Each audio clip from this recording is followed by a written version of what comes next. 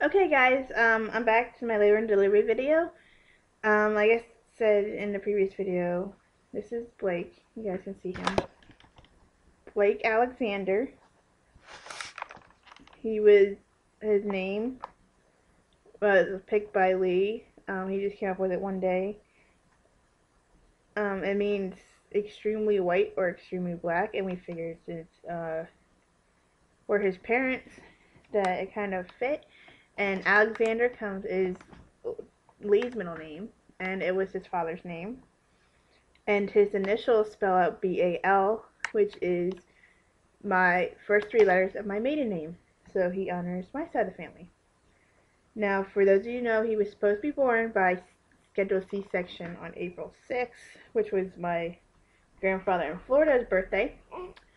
But he decided he had other plans. What happened was Wednesday, I believe it was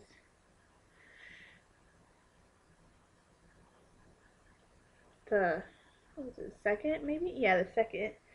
I woke up in the morning, went to the bathroom, like when you first wake up and you go to the bathroom, duh. Um, he,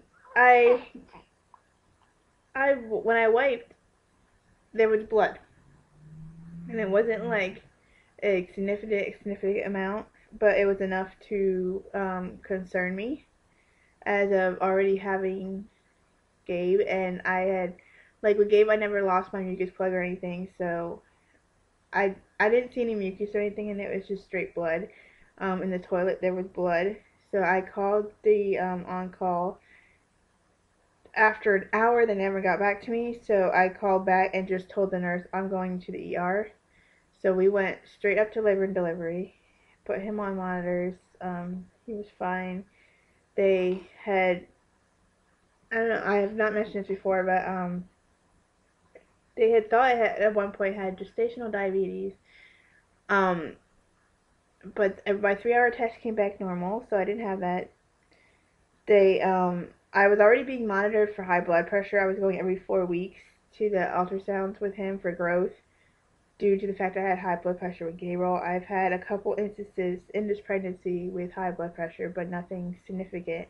The past couple weeks they had been a little bit higher, but not like extremely high.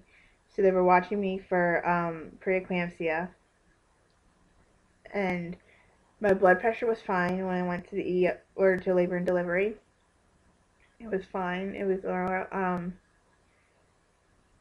I had the night before I had two contractions, but they were barely noticeable. But for me, I really didn't feel contractions with Gabriel, and I got the 4 centimeters before they took him in for the C-section. But these ones I felt, and they were not Braxton Hicks, and I didn't think anything of it because they were so irregular that it was just okay, you could have them a couple weeks before giving birth anyway, so I didn't think anything of it. So when we went to labor and delivery, the on-call doctor there checked me, um, and I was 1 to 2 centimeters dilated, and she said I had blood clots coming out when she checked me, which concerned her. They did a ultrasound in the labor, the little triage room. He was doing fine. I had They didn't see anything wrong with my amniotic fluid or nothing. Um, she had thought, and they couldn't really tell, but she thinks it was probably a premature tear in my placenta, which is caused the bleeding, because she didn't think it was mucus plug or anything. So they admitted me to monitor me. She said I was having slight contractions. So she said either something would happen and they would just send me home after they monitored me, or they would keep me until delivery, because they wouldn't give me surfactant or anything for his lungs because he was over 34 weeks. So they basically took me into labor and delivery to the actual rooms, and I saved it for 2 days. um, I was thinking on Friday they were going to send me home. I had some spikes with my blood pressure, but it seemed okay.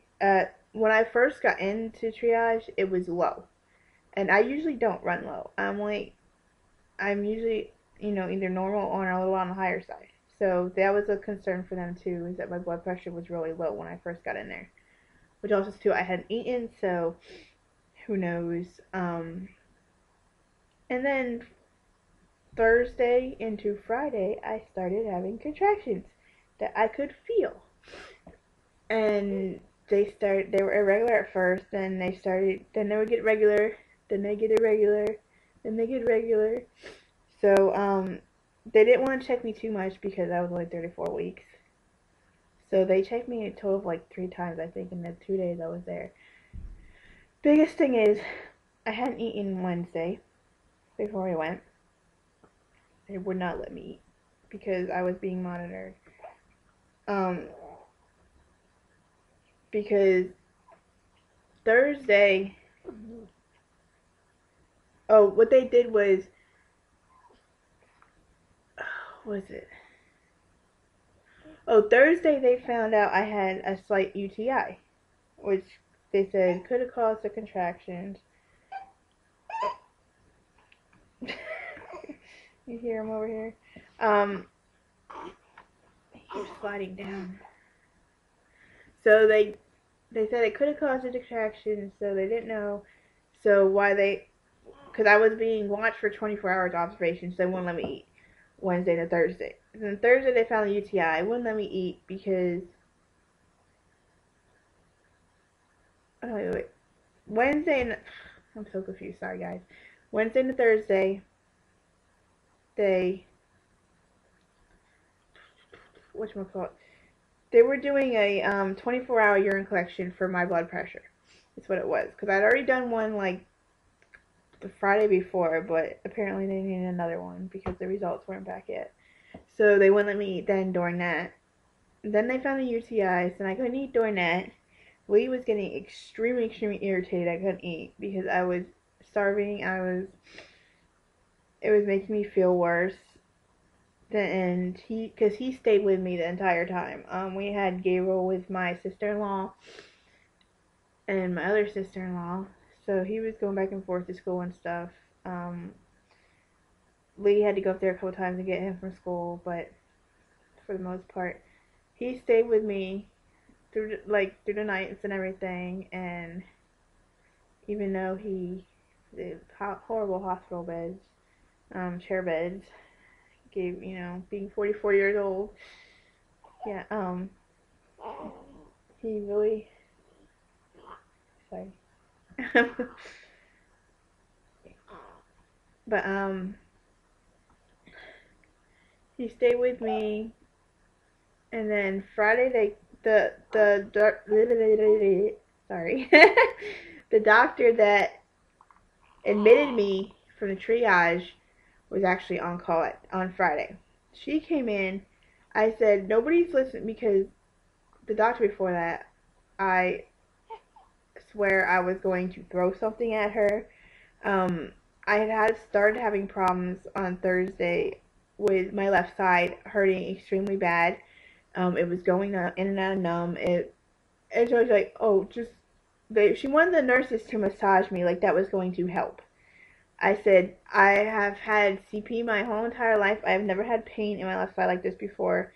And it was really concerning to me. And they didn't massage me at all. They just threw screaming hot blankets on the back of me, thinking I was going to do anything, and it didn't do anything. They weren't picking up all my contractions. I know that I was feeling, because the stupid little thing it wasn't on all the way correctly where my contractions were, so it wasn't picking up all my contractions. I didn't sleep for days because every time I would try to get comfortable and move my side, he'd fly off the monitor, so they had to come in and readjust, and so I had to lay my back practically for 2 days, and I'm not a back sleeper, so it was extremely uncomfortable. He he tolerated it pretty well. His heartbeat stayed pretty normal. So I'll come back with a part two. Cause okay, part two.